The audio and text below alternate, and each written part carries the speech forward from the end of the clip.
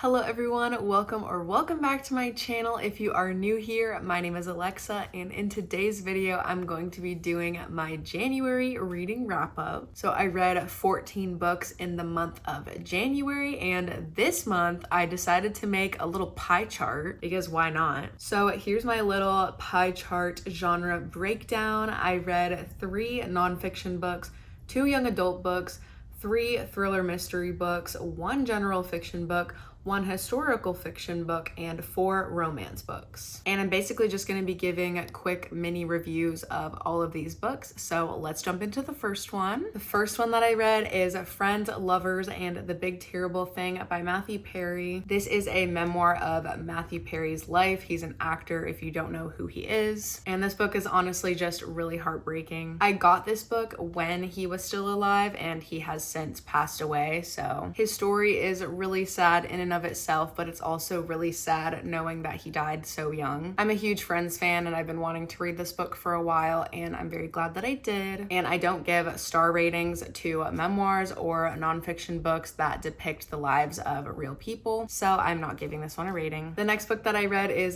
This Winter by Alice Oseman, and this is in the Heartstopper universe, which is a different series that she wrote. So it's the same characters, but it's not exactly a graphic novel style book. It's a regular YA book, but it also has photos in it in the style of the graphic novels. All in all, this book is less than 100 pages, and that is including the photos in it, so it's an incredibly quick read. But if you like the Heartstopper books, this is a fun read. It's pretty much just following the Heartstopper characters during Christmas time. Like I said, cute, quick, fun read, and I gave this one 4 stars. The next book that I read is You Sara by S.C. Lalli, and I recently put this book in a reading vlog that I did where I read books from the Dollar Tree. So if you want to hear more of my in-depth thoughts on this book, I will link that video in the description. But this book is essentially about 2 girls named Sarah who get into the wrong rideshare cars. So this Sarah gets into this Sarah's car, and this Sarah gets into this Sarah's car. They get taken to the wrong houses, and then one of them ends up dead. And so the Sarah that's still alive is basically just trying to figure out what happened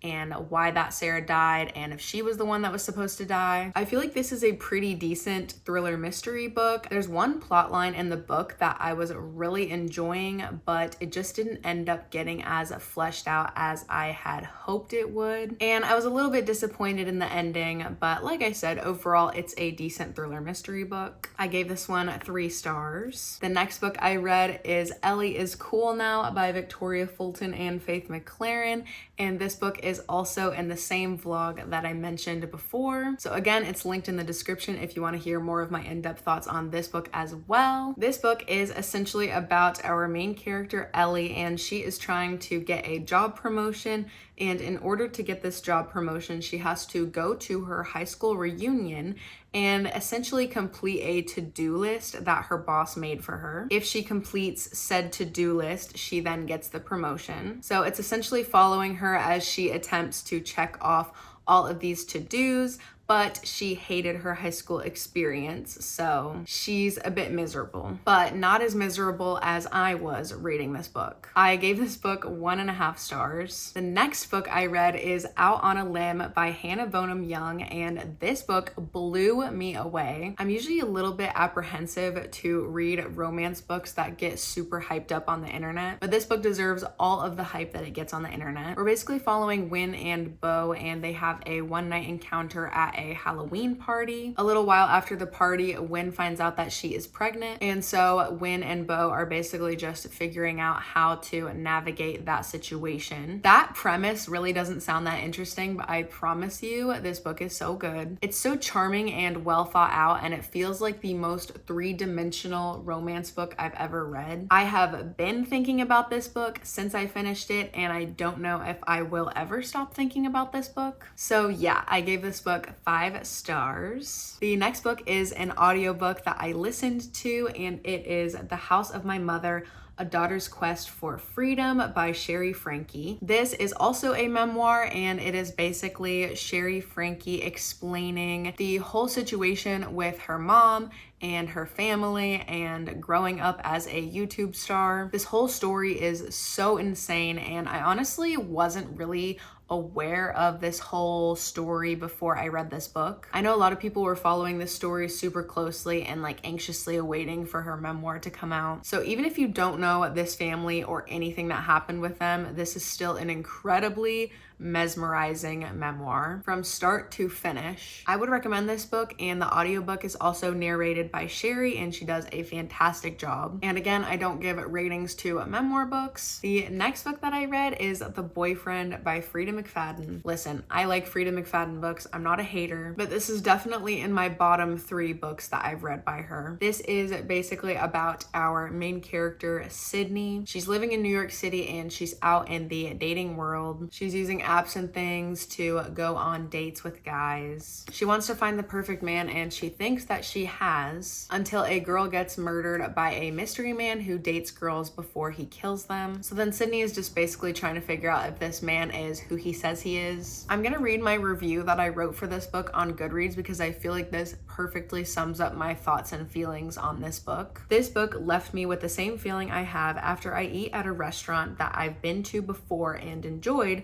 but on this visit, the service is terrible, the food isn't tasty, and they raised all their prices, leaving me unsatisfied and less likely to come back again soon. I gave this book 2 stars. The next book that I read is Kill for Me, Kill for You by Cavanagh. This book is about 2 women named Amanda and Wendy. They are strangers when they meet, but the more they talk, the more they realize they have a lot in common. They both have someone in their life that they wish was no longer alive. So they come up with a plan to kill those people for each other so that they have strong alibis and are safe from police investigation. I think this book is really fast-paced and interesting, but if I think too deeply about the events that go on in this book, it kind of starts to feel like a worse and worse book, but I am making the decision to not think deeply about this book and to just accept it at face value. You know, it's one of those thrillers where all these unrealistic things happen and you're like, okay,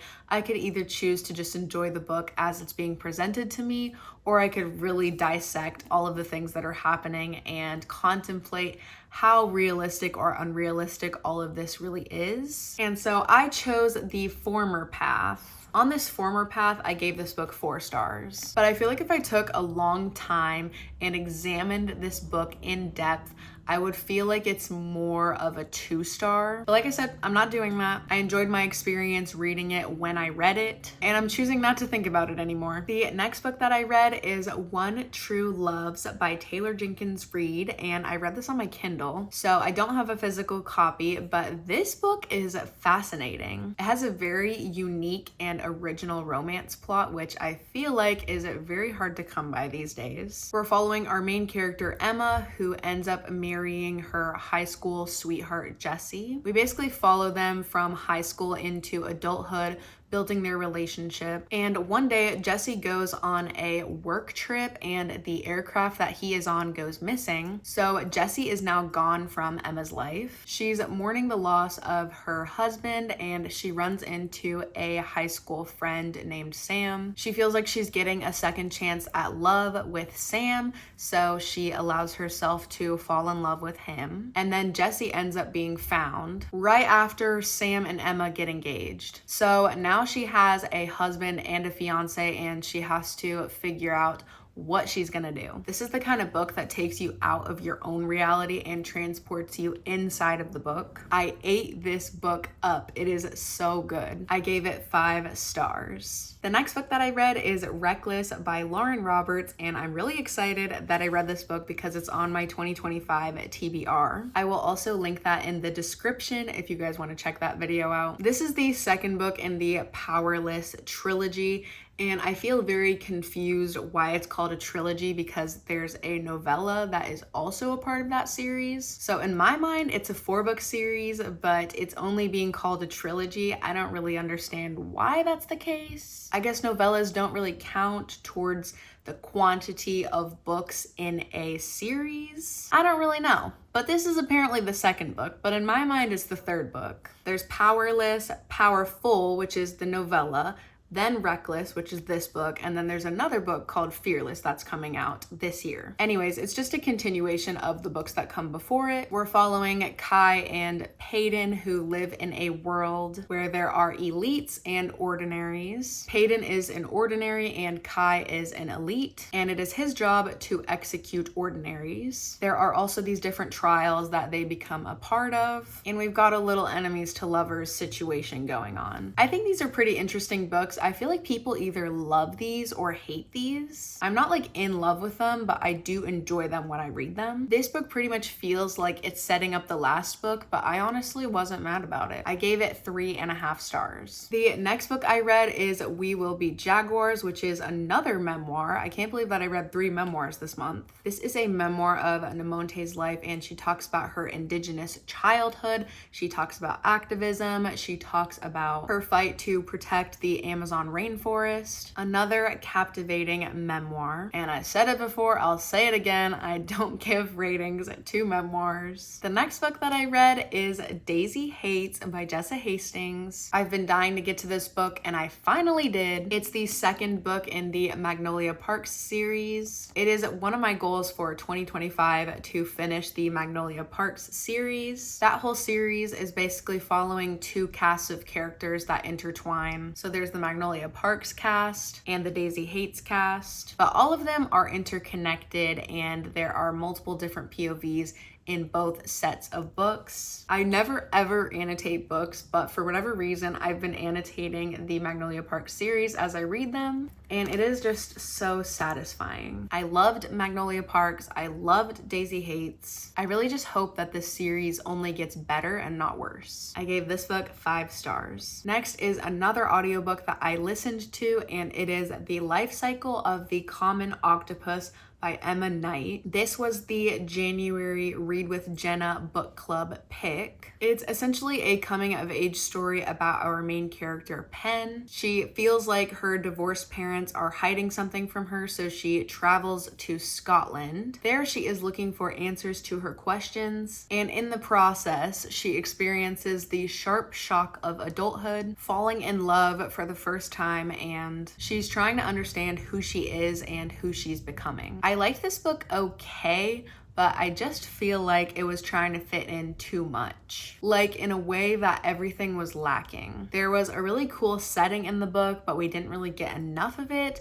There was family drama, but I feel like there wasn't enough. There's a mystery, but also not enough. I don't know. I feel like this book would have worked better as a simpler story with less POVs, or maybe it could have been split up into 2 books or something. I don't really know, but something about this book just didn't quite work for me. It wasn't a bad book, just definitely not a favorite that I will be giving much thought after I finish talking about it today. I gave it 3 stars. And the final book that I read in the month of January is The Chocolate Maker's Wife by Karen Brooks. As with these 2 books, this book is also in the same Dollar Tree reading vlog video that I mentioned earlier. So again, if you want more of my in-depth thoughts on this book, I will link it in the description for you. I have never dreaded reading a book as much as I was dreading reading this book, but I have to say that I was pleasantly surprised. I learned my lesson. We don't judge books by their covers. This book is basically following Rosamond, and she is in a bad situation at home. This guy, Sir Everard, ends up coming to visit the place where Rosamond lives. He sees that she's being treated poorly and he's like, hey, can I marry this girl? And her family's like, yeah, please get her out of here. We hate her. So Sir Everard marries her and takes her back to his estate. He opens up a chocolate house. It's basically 552 pages of 1600s drama. I learned a lot about this whole chocolate house industry. This is not a bad read, just definitely not something that I would typically gravitate towards, but I was a little too quick to judge it. I have to say that I enjoyed this book. I gave it 3 stars. All right, those are all 14 of the books that I read in January. If you guys liked this video, make sure to give it a thumbs up and leave a comment down below letting me know anything you want to let me know. Also, feel free to follow me on Instagram and make sure that you are subscribed so that you can see more videos from me in the future. But for now, that is all, and I will see you guys in my next video. Bye! The next book that I read is Kill for You. No.